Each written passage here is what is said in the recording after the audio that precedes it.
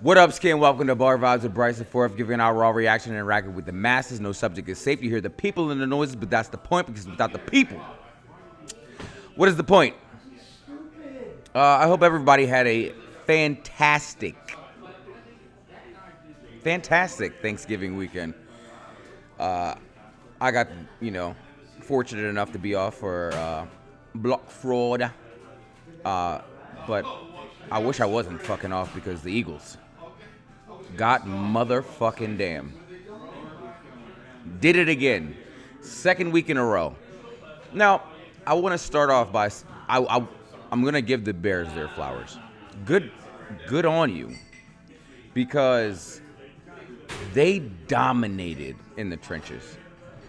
Eagles are very well known to not give up, 100-yard rushers or big time, plays, and they didn't.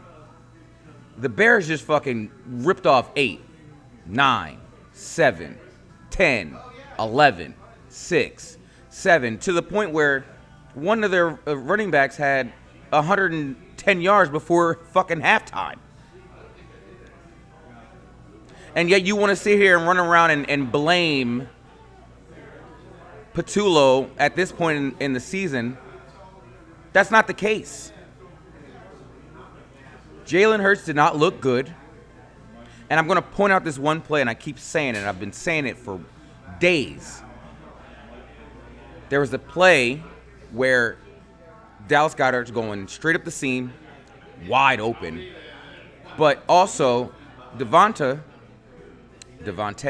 however you want to say his fucking name, is on a slant, wide open. Jalen Hurts throws it right behind him. I mean, he would have walked in there with a fucking, on crutches, easily. And this is not a play calling problem. It's a execution problem. Because AJ had 10 for 132, no problem.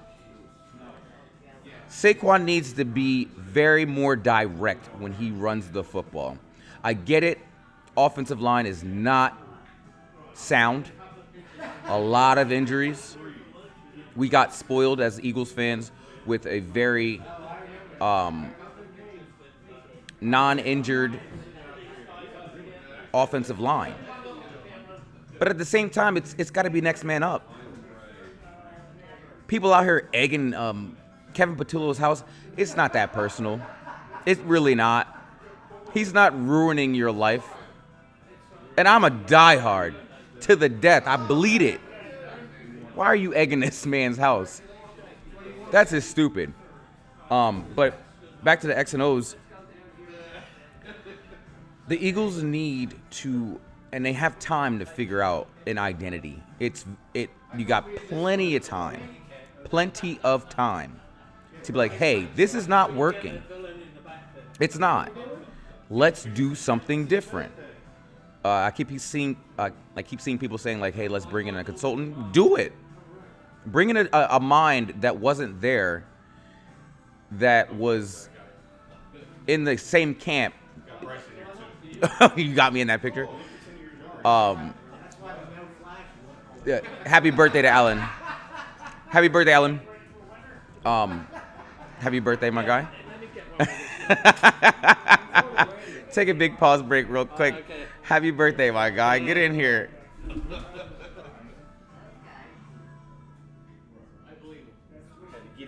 Appreciate you, my man. No, it's just a matter of people settling the fuck down. And again, don't want to take anything away from the Bears. The Bears 9-3. Holy shit! It's the first time they've been 9-3 it's 4 times in the last like 60 years or something like that. Good for them. All I have to say about this, as I digress, is that at 8-4, I'm not concerned. It's very fixable. Just fucking fix it. That's it. You've had multiple days to think about this. I saw that Sirianni said he's still going to let him call plays. Let him call the plays. It's execution. At the end of the day, it's Eagles. Eagles go Birds. The Broncos and the Commanders. I saw some comment online. So this game was drunk. I didn't watch the full thing at the time, but it was very drunk. Like, it was all over the place. Marcus Mariota got in his time machine. He was throwing it all over the place. He was running it more so than he ever did with the Commanders. And I wasn't expecting the ending to be so exciting. OT was crazy, especially because now they have that rule where even if the team that gets the ball first scores a touchdown, the other team gets a chance, and that happened. And it worked out perfectly because you get the Commanders on a 4th and fucking 23. They convert it, get down in the red zone, and then he fucking throws it. Nick Bonito is a game wrecker. Wrecked that game. Bo Nix is a playmaker. I don't like the way Bo Nix is the Denver quarterback. I don't like the way Bo Nix plays in the first 3 quarters, but he makes up for it because his defense is elite, and when they need him the most, he performs. The Broncos are now first in the AFC. Commanders are now eliminated, but I promise you, because you watch football enough, the Commanders are going to ruin somebody's season. I hope it's not the Eagles. We play them twice in a matter of 3 weeks. Hate to see it. The Seahawks and the Vikings. The Vikings started an undrafted rookie, and he played like one. He had 4 picks, 5 turnovers. The Vikings had a goose egg. The Vikings had the 4th longest streak without being shut out. Ruined on Sunday. Justin Jefferson had 4 yards the entire game. I didn't even see him in my screen. I was watching the highlights. I watched some of the game. Didn't see him. And then the Seahawks, they only scored 1 offensive touchdown. And Jackson Smith-Njigba didn't have a catch until the 3rd quarter. So the Vikings defense was hooping. And they couldn't get anything out of their offense. Because you had Max Brosmer. The run game for the Seahawks carried them to 9-4. Now, this is the stat that I heard, which is hilarious. Max Brosmer had 126 yards, 4 interceptions, no touchdowns. The last person to do that was Tommy Thompson in 1950 for the Philadelphia Eagles. Tommy Thompson was blind in one eye because he played in because he was in World War II. He had one eye. And he played just as well as Max Brosmer did. Which side? Does it matter? Max Brosmer has 2 great eyes. Which way did he go? Tommy Thompson came back from World War II and threw for 126 yards. You hate to see it. The Bills and the Steelers. Okay, so you're getting a lot of is Mike Tomlin going to be around talk? I don't know. I don't know. The Bills started off with 2 really bad turnovers in the first half, and I thought, okay, Steelers, get momentum. You got it. And then they start off the second half with a scoop and score, and I was like, nope. That ain't happening. The tides turn. They didn't even need Josh Allen to be throwing it around the yard because James Cook is a monster. And they were running the same fucking sweep play, and James Cook was cooking. You see Aaron Rodgers pissed off about his wide receivers, and as he should be. He said they're not showing up to meetings. I don't know what that's about. That's coaching. If you watch the game, even the highlights, you can see where he was throwing the ball where they should have been, and they weren't there because he's hot routing them, and because you're not in meetings, you don't know what I'm doing. His frustrations are very well warranted, and yet they're still here, second place at 6-6. That division is interesting, and when I say that division, I mean the AFC North. The Titans and the Jags. The Titans didn't really put up a fight. The Titans don't really have an offensive identity. They're 1-11. They don't run the ball well. They don't pass the ball well. The defense does the bare minimum, I guess.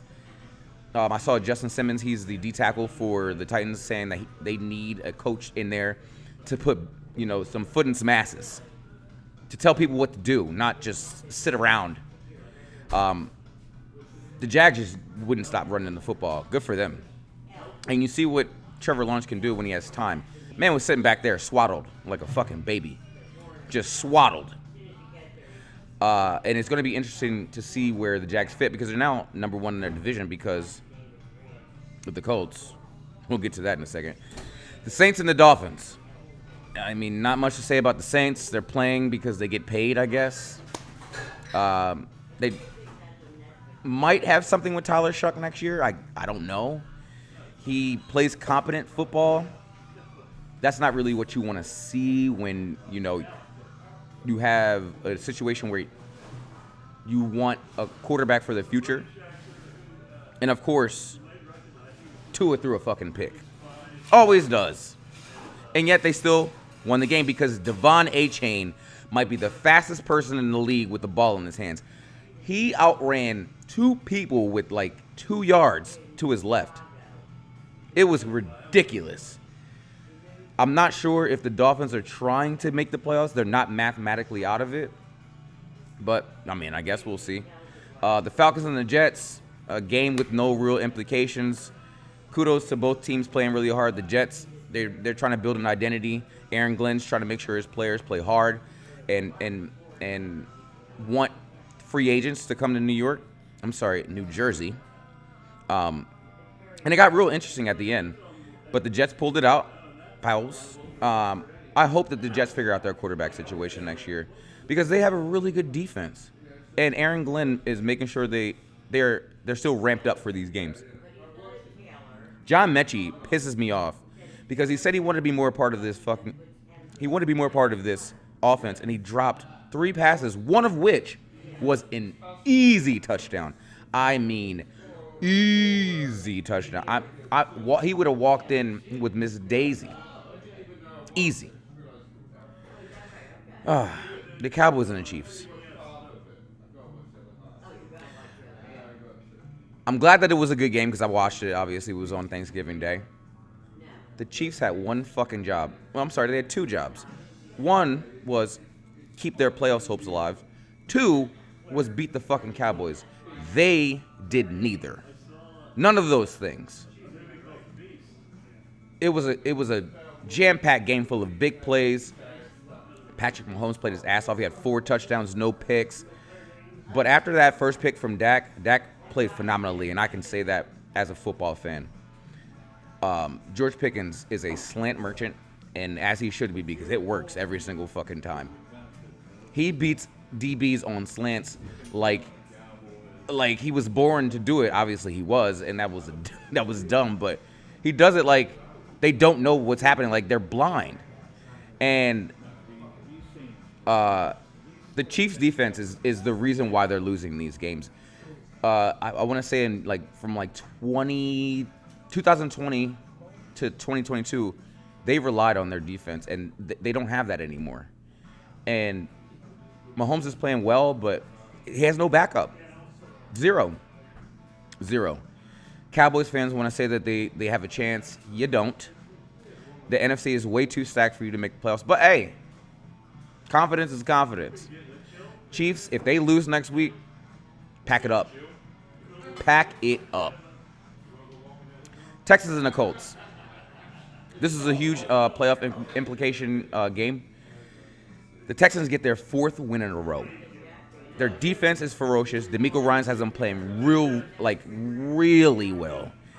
And getting C.J. Stroud back was good because he didn't need to do anything crazy. He just needed to keep the team afloat, and he did it. The Colts have to be better in pass protection. Your quarterback has a broken leg. And every time I looked up, he had 3 people around him, and he's trying to find the open receiver. You can't do it and he's 6'5", and he can't even see because the O-line is It goes from like a pumpkin into an orange, where he can't get out of the pocket, he can't do anything, and then you shut down Jonathan Taylor, and then what are you gonna do? Referees are trash. They call this and then they don't call that. They allow the Texans to get down into the red zone, and it was a wrap after that. The Jaguars are sniffing around in this division, and so are the Texans. The Colts they gotta tighten their belts because they can get out of hand real fast. The Rams and the Panthers. I was kind of shocked because it's the Rams, but I wasn't because of the Panthers. Because if you watch the Panthers recently, they will jump up on you. They play tough defense. They rely on their run game, and Matt Stafford has some untimely and poor picks. He threw one in the red zone. It was tipped, but he threw it right over the middle, and the DB made the play, and then the other one was just weird, and it was pick 6. He had his first pick in 10 weeks, and then he also fumbled, so he had 3 turnovers, and the Rams lost. Emmanuel Forbes got his ass torched twice this game. And I could hear the announcers like, oh, well, Emmanuel Forbes played way better this year playing with the Rams. Nah. He got waxed. The Panthers' ability to score on 4th down twice was the name of this game.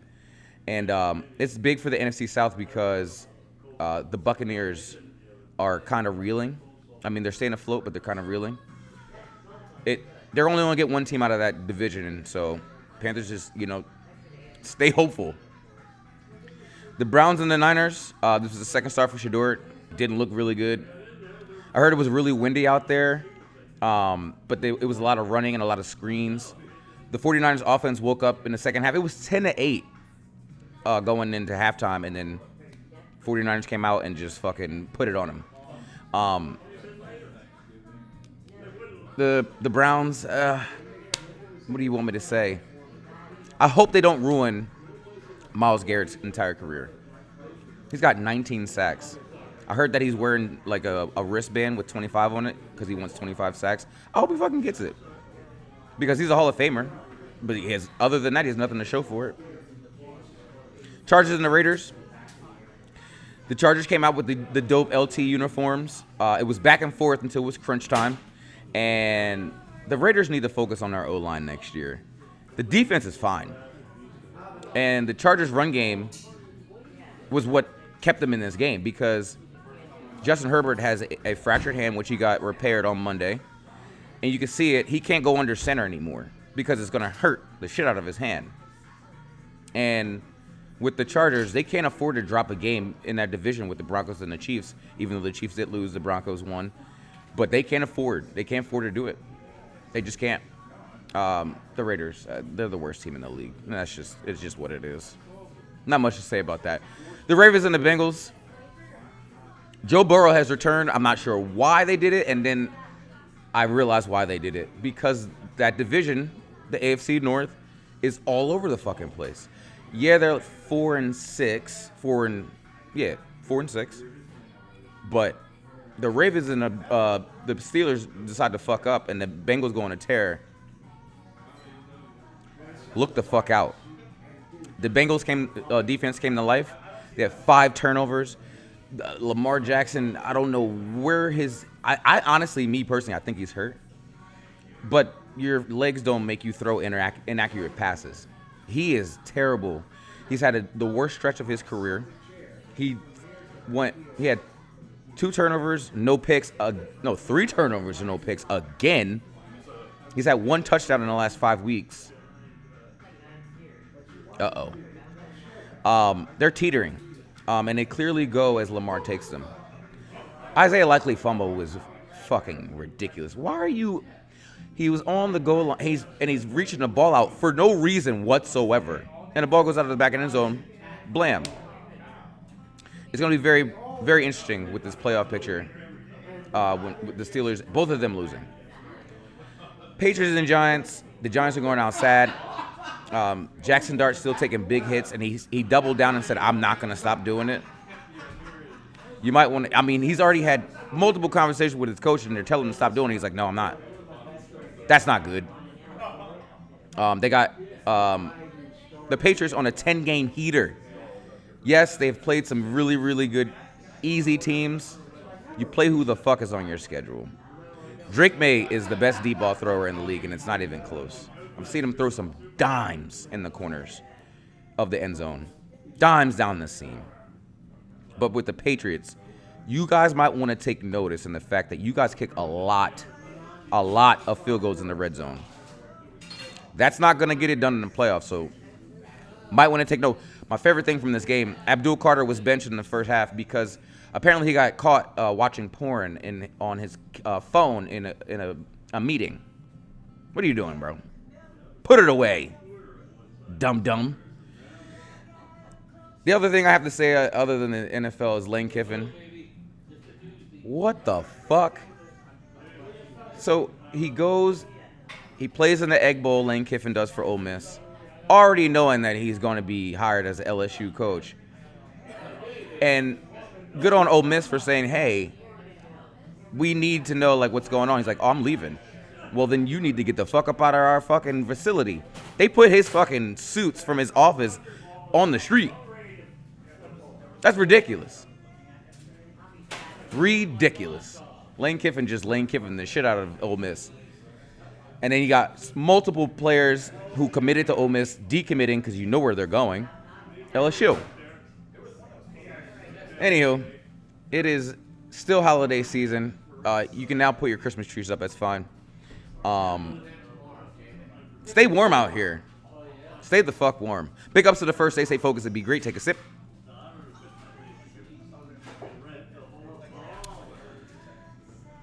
The league's looking good, and it's not looking good. I guess we shall see.